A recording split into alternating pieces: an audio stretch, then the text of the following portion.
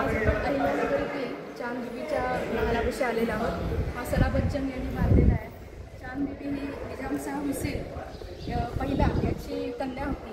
तिला अनेक प्रकारच्या भाषा येत होत्या, कन्नड, फारसी, इंग्रजी, तुळू वगैरे, आणि तिला चित्र काढण्याची, संगीताची वगैरे आवड होती। चांद बीबी शूर लढवयी स्त्री होती आणि ज्यावेळी मोगलांनी आक्रमण केलं तर त्यावेळी तिने खूप मोठा प्रतिकार केला, निजामशाही वाचवण्याचा प्रयत्न केलेला होता आणि खूप शौर्याने ती लढली।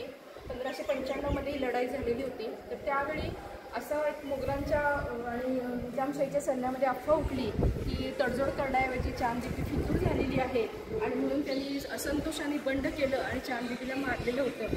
परंतु ही विजापूरचा आदिलशाही तिचं लग्न झालं तर तिच्या स्मरणार्थ एक वीर होती, तर त्याला चांद बावडी असं त्यांनी नाव दिलेलं होतं। तर तिची एक शूर महिला, मध्ययुगीन काळातली स्त्री म्हणून आपल्याला चांद बीबीकडे पाहता येते आणि तिच्या स्मृतीप्रित्यर्थ हे जे एक महल आहे, स्मारक आहे, अतिशय देखणी वास्तू आपल्याला अहिल्यानगरमध्ये दिसून येते।